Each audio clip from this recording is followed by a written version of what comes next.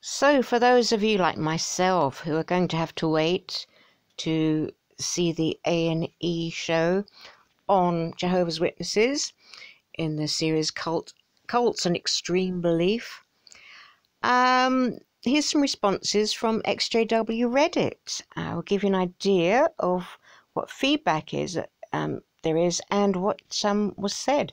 So there's been a few interesting responses to this issue that came up. Barbara Anderson was talking about the prison outreach program, as we know, about studying with prisoners. I mean, one of those who they've studied with and converted is the Yorkshire Ripper. That's in the UK. So when the prison population was studied, Barbara Anderson says the JWs, the prison population, who studied with the JWs was analysed, found that the criminals most likely to study with JWs and convert were those in prison for child molestation. Then, when they got out of prison, they ended up in congregations where the others were not told about their criminal past. That is far worse than anything the Catholics did. The Catholics didn't draw their priests from the paedophile population of prisons. So, you can have a look on and different things. They're talking here about no attempt to keep people out of their house-to-house ministry. No thought or care for the community at large or children in the organisation who are at risk from forced association with the paedophile at meetings or in service. Someone else has remarked that, so say if it's about 20 years ago that Barbara Anderson left Watchtower, so this has been going on a long time, because she'd have found all this out 20 plus years ago. And they're saying, which if correct would mean that the Watchtower Society knew that it was attracting criminal paedophiles through their prison outreach. They never chose to put a program in place to order elders to immediately contact the police if any criminal sexual molestation was reported to them. And about after JW baptism, considered your sins washed clean. No longer consider criminals who molested children. Wow.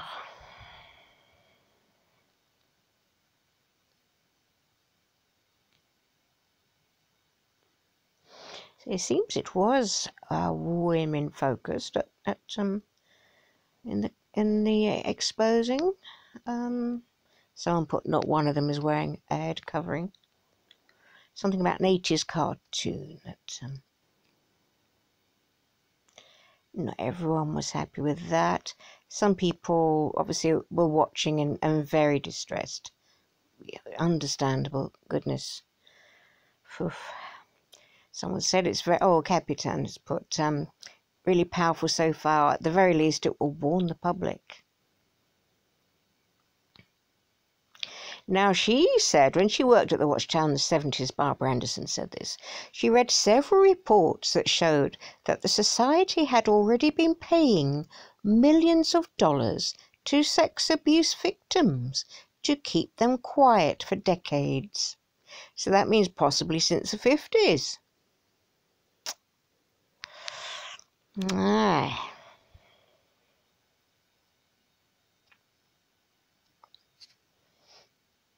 Talking about the bravery of those who have been speaking out in this. So, we were saying it's thorough.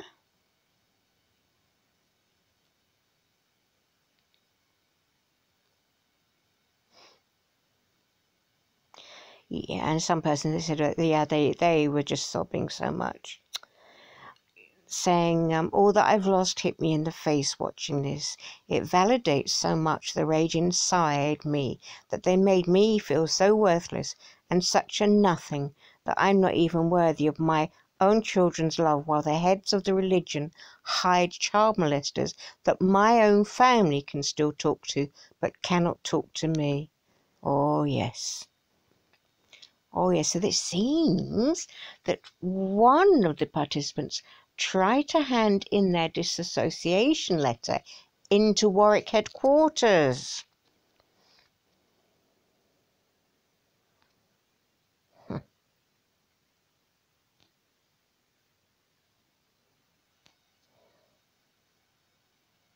So, oh dear. Asked at the gate if she could talk to one of the governing body. Yeah, why would anyone high up bother to speak to someone who was assaulted as a child and told to keep quiet? So it seems the security came over as very cold and callous when she handed in her letter.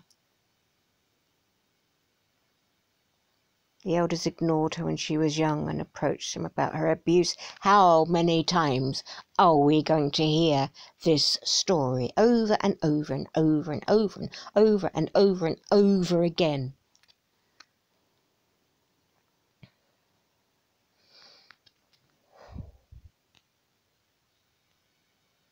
Oh dear.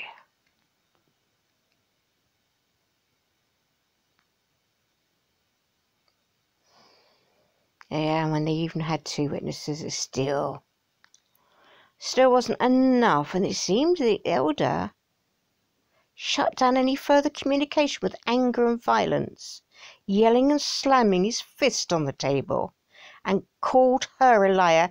Again, we hear that over and over again. Disgusting. I'm sure he felt very proud of himself, protecting Jehovah's clean organisation from 2 frightened little girls. Oh, dear, dear, dear. Damn it.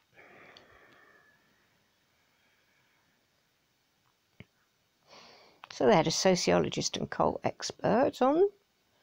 That's good. That's good.